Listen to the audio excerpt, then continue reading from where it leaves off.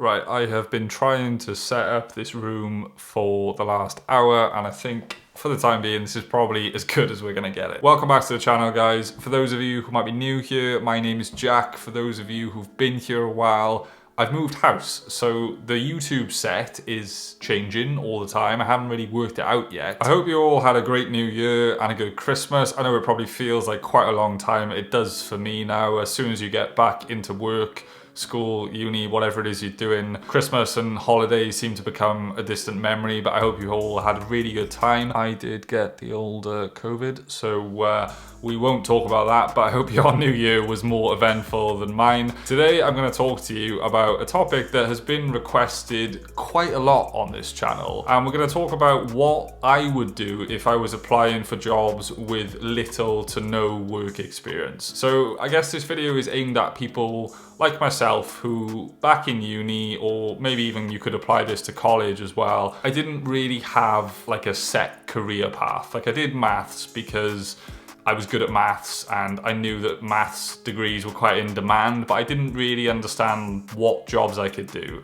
It wasn't like I wanted to be a doctor or I wanted to be a lawyer and there's a very, very set career path. I didn't do internships in university. To be honest, I probably didn't take my career as seriously as I should. I just graduated and then thought that I would figure it out later because I just didn't know what I wanted to do. And to be honest with you, I still have no clue what I want to do. So let's start with my story. So I've been working for as long as I can remember, really. So when I was younger, when I was maybe 10, 11, 12, maybe even younger, I was always trying to make money and sell things. And I remember I would do like garden work for my nan, and I would ask people, could I wash their car? I've always been like, I guess like a little entrepreneur, like trying to make money and working hard.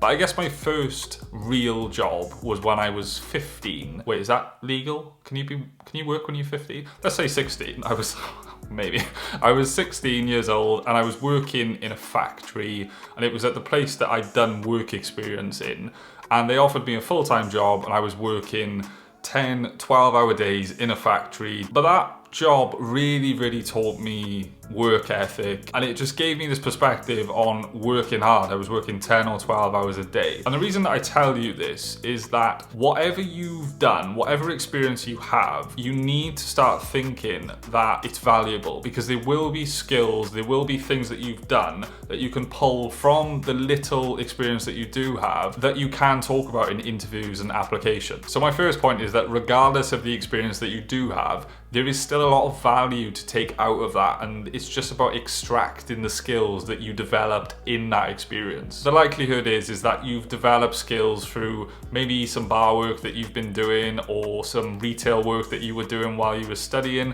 and it's just about bringing out the skills that you've developed in these previous roles. If you haven't done any work experience at all, you've done nothing, then you need to look at your education, you need to look at your uni projects, and you need to look at college, school, etc.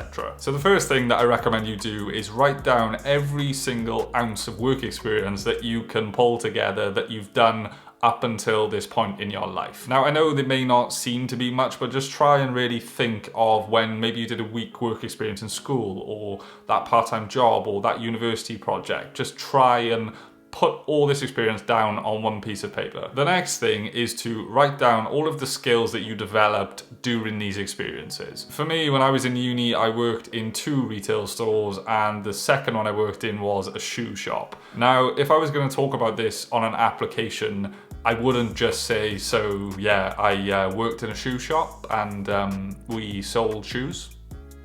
So I wouldn't do that. Instead, I would highlight the skills that I developed in this role. So all the interpersonal skills that come with dealing with customers, all of the aspects of selling to people. I remember we used to have to upsell a bag for life. So if I sold you a pair of shoes, when we get to the checkout, I would say, oh, do you want to buy a bag for life for £2 just to upgrade your purchase? Or something like that. And then we would have competitions around who could sell the most in a day.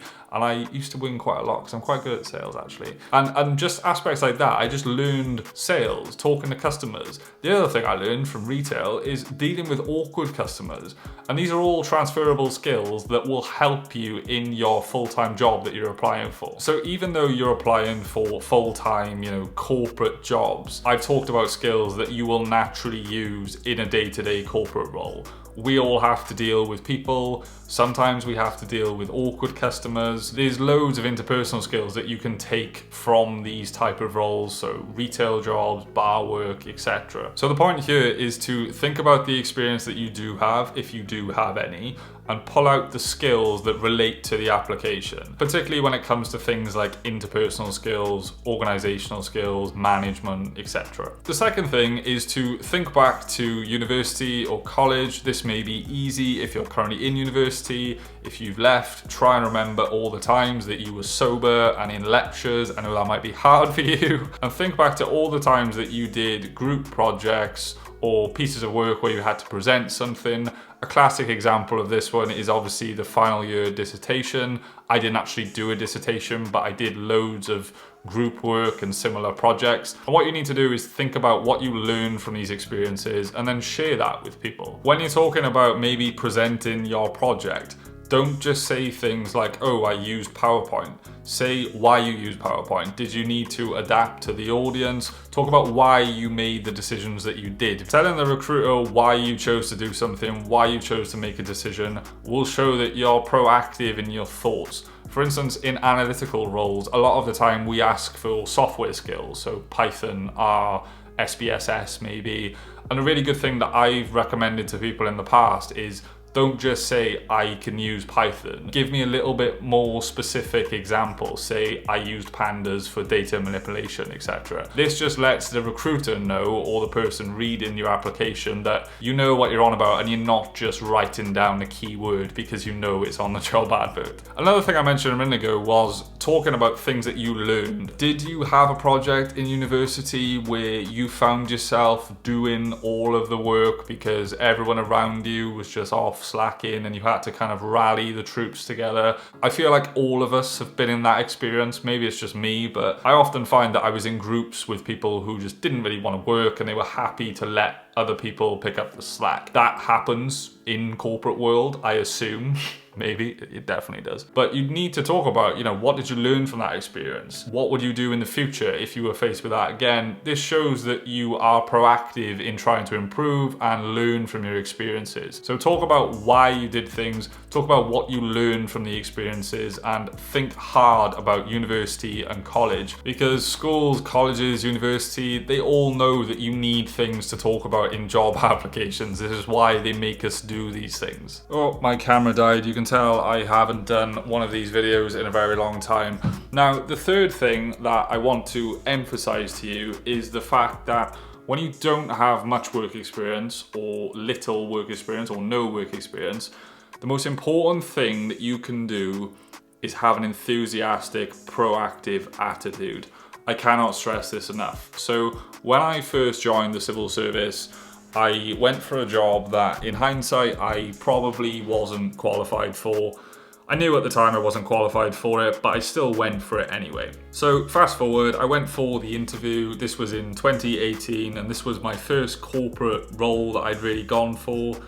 And I didn't get the job because there were people who went for the interview, who I went on to become friends with, who were way more qualified than I was. So I was really despondent because I passed the interview, but I didn't get the job and I got put on something called a reserve list. And this essentially means that you were good enough to pass the interview, but there were better candidates than you. So I was obviously quite disappointed, and a few weeks went by and I then had a call from my soon-to-be manager, and she offered me a role in a different team who were looking for an analyst, and then they had found a way to create funding so that I could go to the original team that I applied for after the loan period of 6 months. And the point of this is that I asked her, why did you make the effort to secure some funding just for me to come and join the team? And she said that, Jack, you had such an enthusiastic attitude. You seemed really proactive and curious about the things that we're doing. And ultimately, when someone is a graduate, we know they don't have much experience. So having that attitude is extremely attractive when you're hiring someone. I've recruited people in the past and I can honestly say that it's a lot more attractive hiring someone when you interview them and they're super enthusiastic, willing to learn and passionate, as opposed to someone who's maybe a little bit more experienced but, you know, not really into the role. So my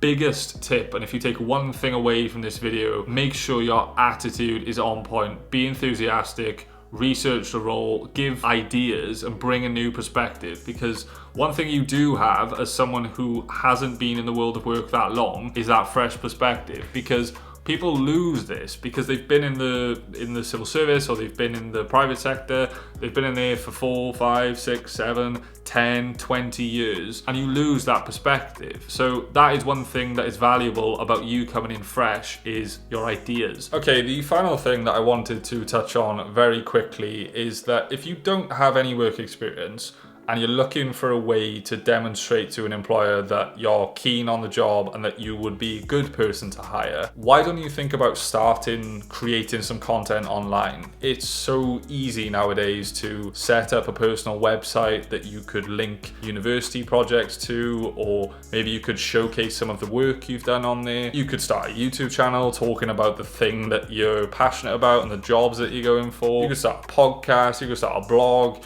you could start a TikTok account, an Instagram account. There's so many different things and different ways that you can show an employer that you're willing to go above and beyond other people. Think about it this way: if you even have a personal website, which almost in 2022 acts like a CV, I actually think a personal website is an alternative CV in essence. But if you have a personal website and you link that to a recruiter and they have 20 applications, and then there's someone who has a personal website or has a YouTube channel or who has a blog, that person will automatically stand out. Now, I know that there's some industries that maybe this doesn't lend itself to, but I almost feel like in 2022 it's becoming more and more common for people to have some sort of online presence. And you'd be surprised as well just by how many people get in touch with you, asking you about the content that you're creating, wondering if you are open to work. I get recruiters contact me quite often saying that they've seen my videos and stuff like that. So to summarize, everyone, every experience that you have is valuable experience. It's just about taking the skills from that experience. Have a great attitude and be enthusiastic about the thing that you're doing. And then finally, if you want to go that extra mile, think about maybe creating some content online or a blog, a website, etc.,